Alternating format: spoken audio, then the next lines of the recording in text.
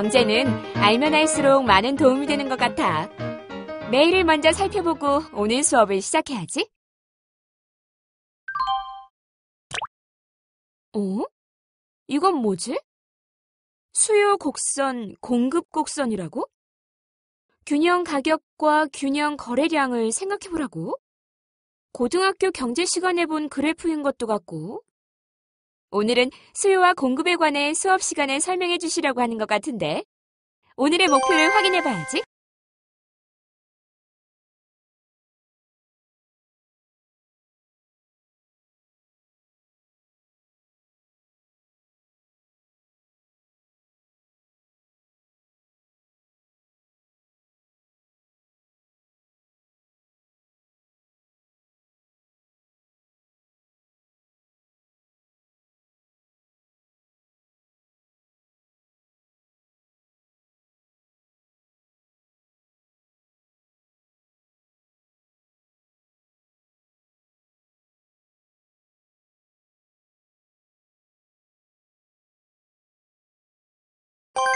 안녕하십니까? 수요와 공급에 관한 재미있는 글 잘 읽어보셨습니까? 수업 시간에 여러분의 궁금증을 해결해드리죠. 이번 수업을 들으면 수요와 공급에 의해 가격이 결정된다는 것을 파악하여 설명할 수 있습니다. 또한 수요의 소득 탄력성, 가격 탄력성, 교차 탄력성, 공급의 가격 탄력성에 대해 설명할 수 있습니다. 잠깐! 이것은 여러분이 학습하면서 파악해야 할 키워드니까 수업을 진행하면서 꼭 기억하세요. 가격의 결정과 변동은 수요, 공급, 양자에 의해 네모와 네모가 일치하는 점에서 균형 가격이 결정된다. 빈칸에 무엇이 들어갈까요? 학습을 통해 정답이 무엇일지 맞추어 보세요. 안녕하세요. 수업 전에 보낸 메일은 확인하셨나요? 그럼 수업을 시작해 봅시다. 자, 중세시대로 거슬러 올라가 봅시다. 당시에는 물건을 팔아서 이윤을 남기는 것은 양심에 어긋나는 일이라고 생각했습니다. 그렇다면 그 당시 성경책의 가격은 어떻게 결정되었을까요? 이윤을 남기려 하지 않았다면 생산에 들어가는 비용이 곧 가격이 아니었을까요? 그렇습니다. 당시에는 공급자의 생산 비용이 가격이 되었죠. 하지만 시장 경제에서는 공급자뿐 아니라 수요자의 의도가 작용하여 수요와 공급이 일치하는 점에서 균형 가격이 결정되죠. 예를 들어 일정한 가격 수준에서 수요가 공급보다 많다고 가정합시다. 이러한 상태에서는 주어진 가격 수준에서 상품을 사고자 하는 사람들이 원하는 수량을 모두 얻지 못합니다. 이때 시장기구가 제대로 작동한다면 현재의 가격에서 상품을 구입하지 못한 사람들 가운데 일부는 좀 더 높은 가격을 지불해서라도 이 상품을 사려고 할 것이므로 가격이 오르게 됩니다. 가격이 오르면 오른 가격만큼의 값어치를 느끼지 못하는 사람들은 소비를 일정 부분 포기하게 되어 수요량이 줄어들게 됩니다.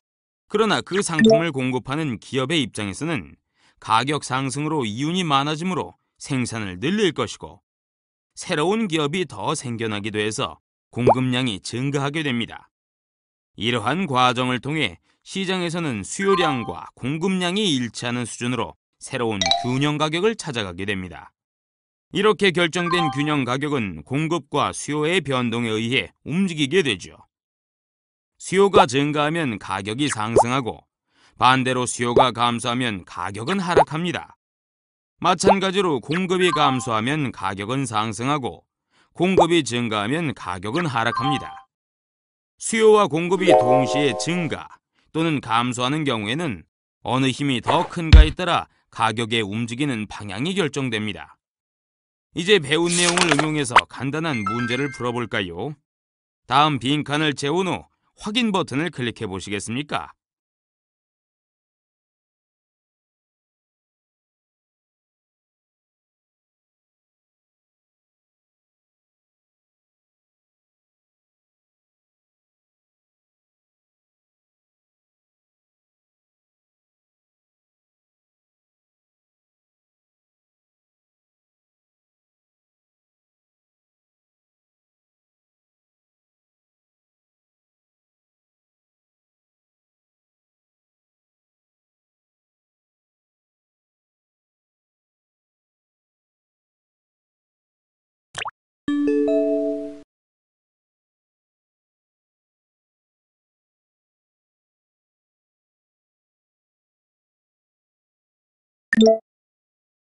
교수님, 질문이 있는데요.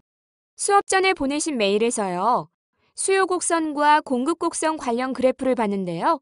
그 그래프 설명 좀 해주시겠어요? 균형 가격과 균형 거래량에 대한 답도 알고 싶고요.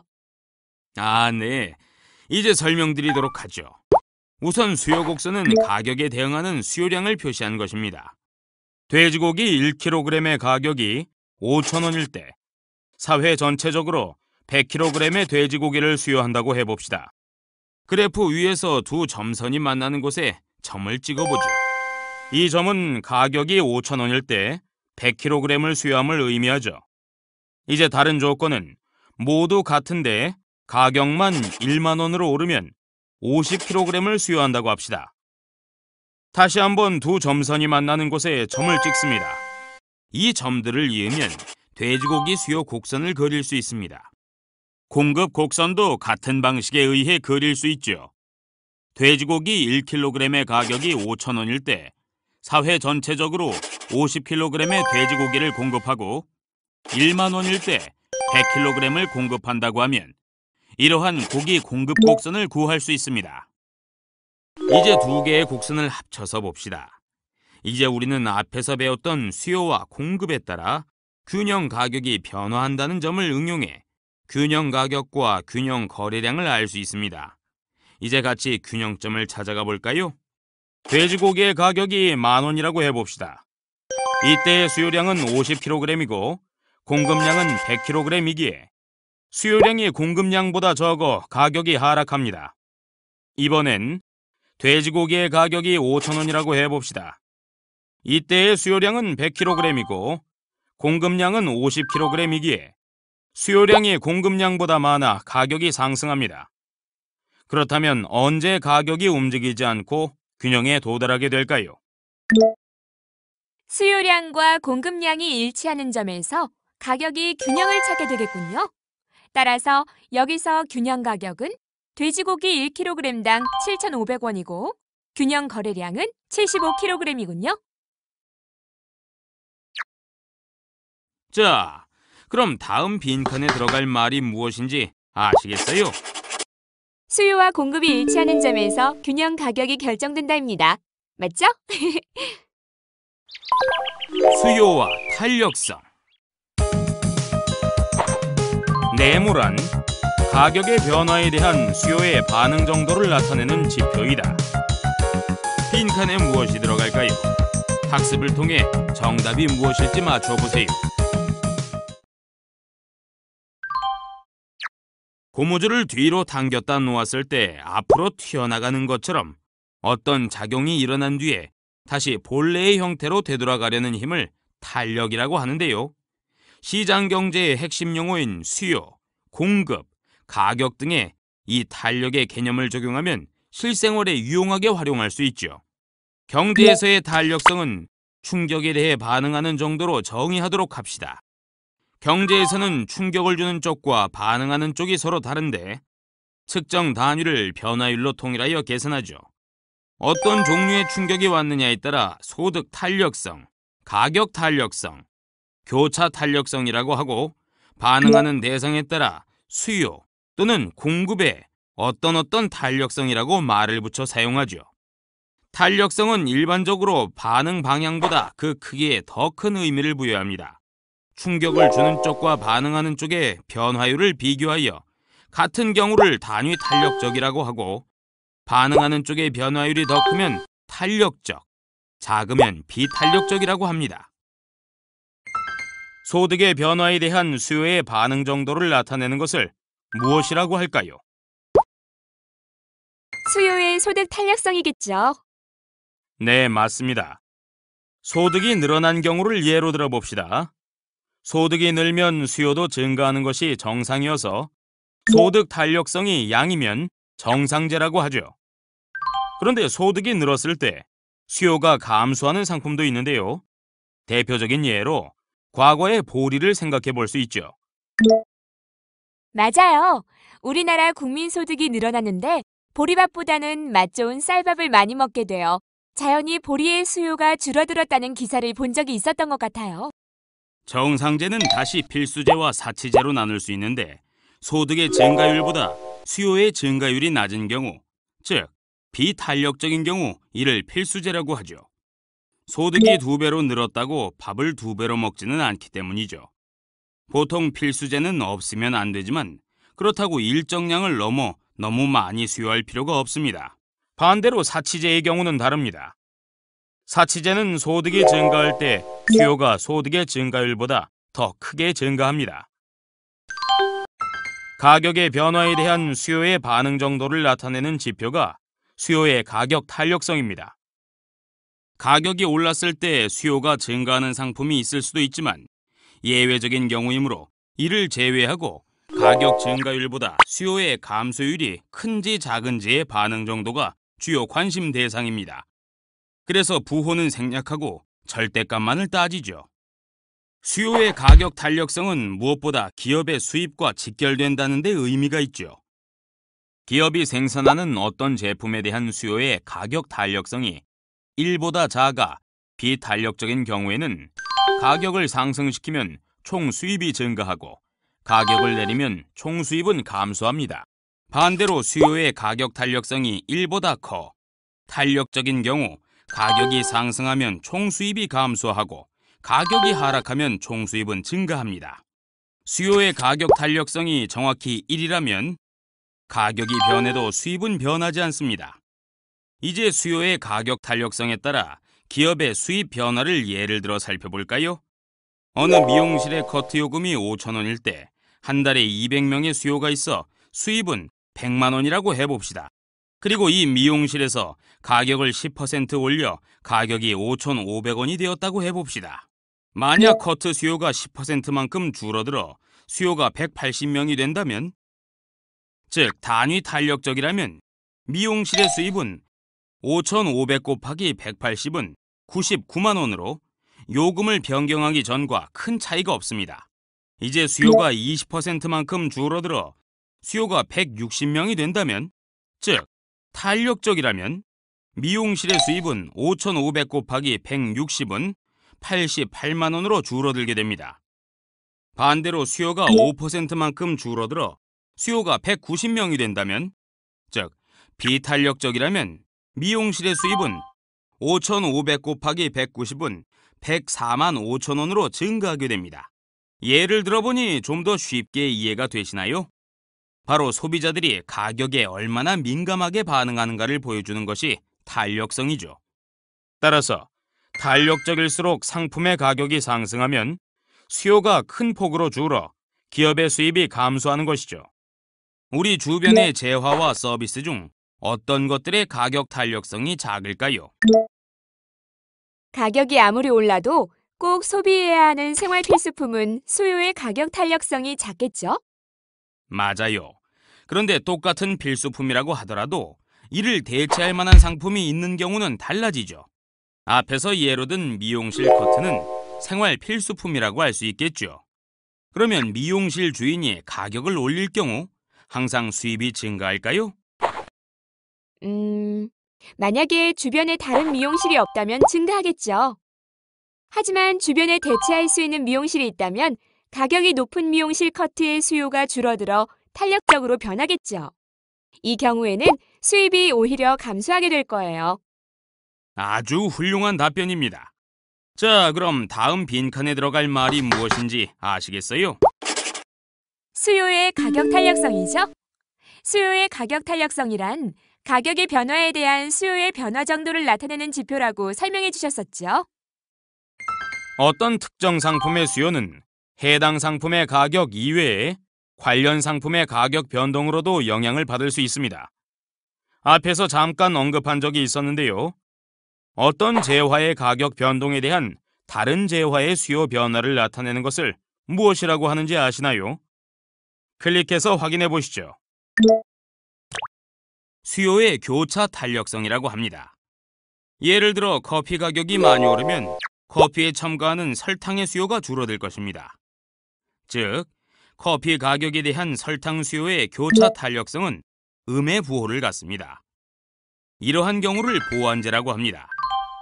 이와 반대로 대체제는 교차 탄력성이 양인 경우인데 꿩고기 가격이 올라갈 경우 이를 대체하는 닭고기의 수요가 증가하는 경우입니다. 이렇게 서로 관련이 있는 상품군들이 있는 반면 배추와 낚싯대, 운동화와 칠판처럼 전혀 상관이 없는 경우, 즉 교차 탄력성이 0인 경우도 있습니다. 이를 독립제라고 합니다. 공급과 탄력성. 네모란 어느 재화의 가격이 변동하였을 때 공급량이 얼마나 민감하게 변하는지를 나타내는 지표이다. 빈칸에 무엇이 들어갈까요? 학습을 통해 정답이 무엇일지 맞추어 보세요.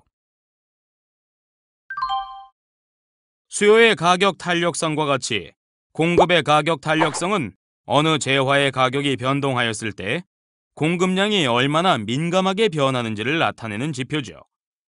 예를 들어 공급의 가격 탄력성은 주로 가격이 올랐을 때 공급자들이 생산량을 얼마나 신축적으로 증가시킬 수 있는가에 좌우됩니다.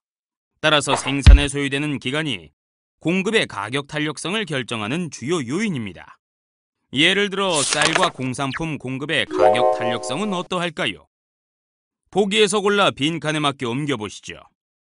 쌀의 경우 이번 달에 가격이 올라갔다고 해도 새로운 쌀을 공급하려면 1년의 시간이 필요하므로 바로 공급을 늘릴 수 없어 비탄력적입니다. 반면에 반도체나 TV 같은 공산품은 가격이 오를 경우 바로 공장 가동률을 높여 공급을 늘릴 수 있기 때문에 탄력적입니다. 자, 그럼 다음 빈칸에 들어갈 말이 무엇인지 아시겠어요? 공급의 가격 탄력성을 말하는 거죠?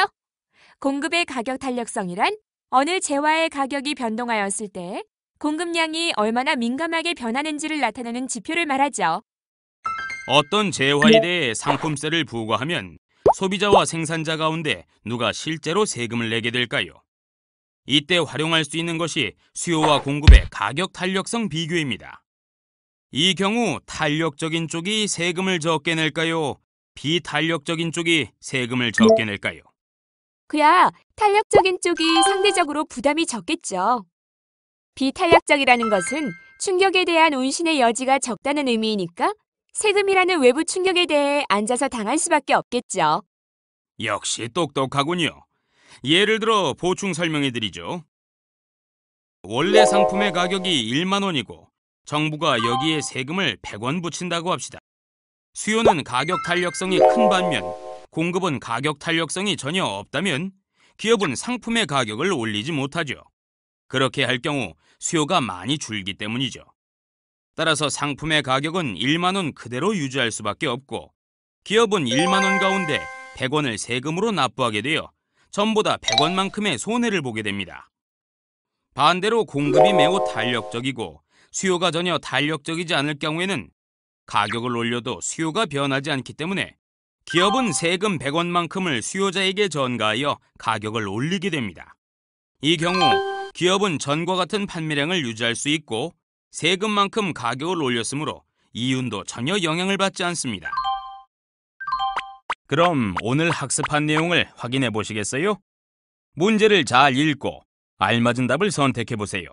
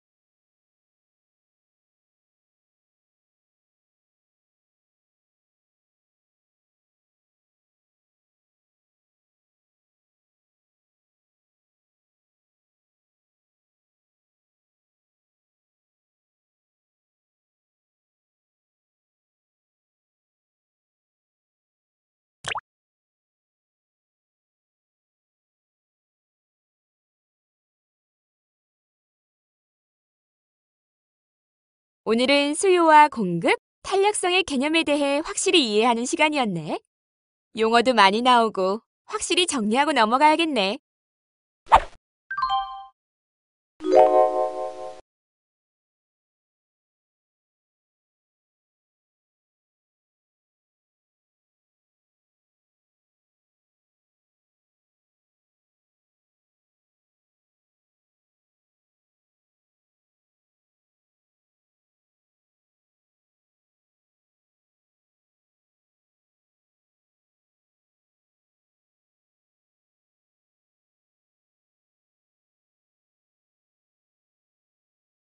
오늘 학습을 통해 수요와 공급에 따라 가격이 어떻게 되는지 알아보았습니다. 다음 시간에는 경쟁과 그에 따른 시장 형태에 대해 학습해 보도록 하겠습니다. 다음 시간에 다시 만나요.